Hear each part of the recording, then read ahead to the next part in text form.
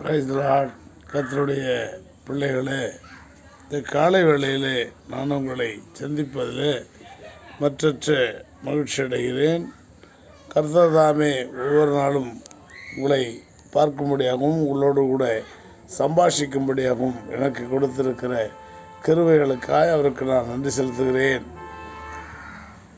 சங்கீதங்களின் புஸ்தகம் 4ஆம் அதிகாரம் 3ஆம் வசனத்திலே இப்படியாய் சொல்லப்பட்டிருக்கிறது: பக்தி உள்ளவனை கர்த்தர் தமக்காக தெரிந்து கொண்டார் என்று அறியுங்கள். அல்லேலூயா. கர்த்தர் உலகத்திலே ஜெனிப்பித்த நாள் முதலாய் இந்த நாள் வரைக்கும் அநேக லட்சக்கணக்கானோர் தேவனை பின்பற்றி வருகிறார்கள், தேவனை ஏற்றுக்கொள்கிறார்கள். தினந்தோறும் லட்சக்கணக்கிலே கர்த்தரை அவர்கள் ஞானஸ்தானம் பெற்று ஏற்றுக்கொள்ளுகிற காரியங்களை நாம் பார்த்து கொண்டிருக்கிறோம். சபைகளிலே அநேகர் கூடுகையிலே அநேகர் பிரசன்னமாக வருவதை நாம் பார்க்கிறோம். ஆனால் அவர்கள் எப்பேற்பட்டவர்கள் என்று சொன்னால், அவர்கள் எல்லோரும் பக்தி உள்ளவர்கள். அல்லேலூயா. பக்தி உள்ளவர்கள், ஆண்டவர் மீது பயபக்தி உள்ளவர்களை, பக்தி உள்ளவனை கர்த்தர் தமக்காக தெரிந்து கொண்டார் என்று அறியுங்கள். பக்தி உள்ளவன், அவன் யார் மேல் பக்தி உள்ளவன்?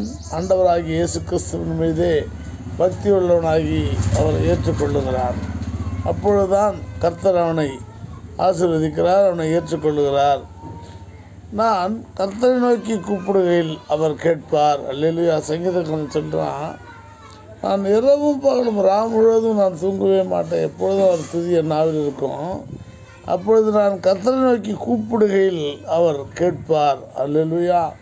நாமும் கூட தேவனை நோக்கி நம்முடைய குறைவிலே, நம்முடைய வியாதிகளிலே, நம்முடைய வியாக்கியானங்களிலே, நம்முடைய தினந்தோறும் நாம் நடக்கையிலே அவரை அழைப்போம் என்று சொன்னால், அப்பா ஏசப்பா, நீர் என்னோடு கூட வாருங்கப்பா, இந்த காரியம் எனக்கு ஜெயமாக்கி தாருங்கப்பா, ஜெயம் கொடுக்கிற தேவன் நீங்களே அப்பா என்று நாம் அவரை அழைக்கும்போது கர்த்தர் நம்மோடு கூட வந்து நம்மை ஆசீர்வதிக்கிறதா இருக்கிறார்.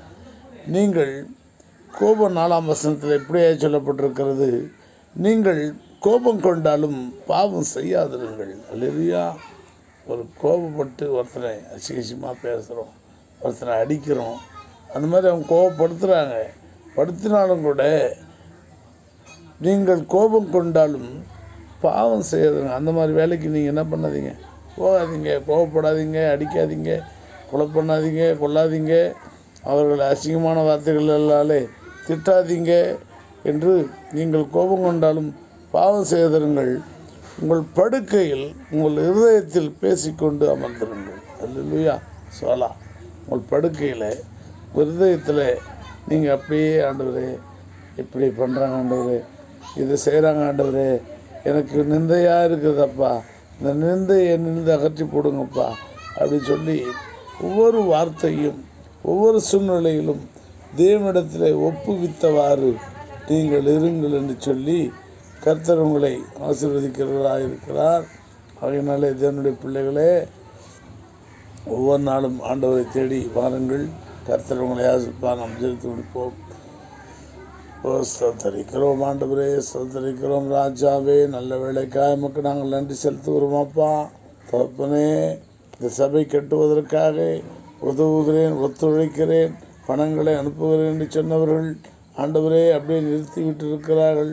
தகப்பனே, பார்க்கிற ஒவ்வொருவர்களுக்கும் தேவனுக்காக கொடுக்க வேண்டும் என்கிற எண்ணத்தை நீர் கொடுப்பீராக. தேவனுடைய அனுகிரகத்தை நீ செய்வீராக.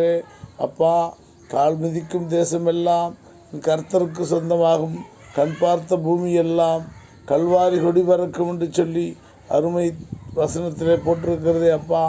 நாங்கள் இதோ ஒரு இடத்திலே சபை கட்ட வேண்டும் என்று தொடர்ந்து ஜெபித்து கொண்டிருக்கிறோம் அப்பா.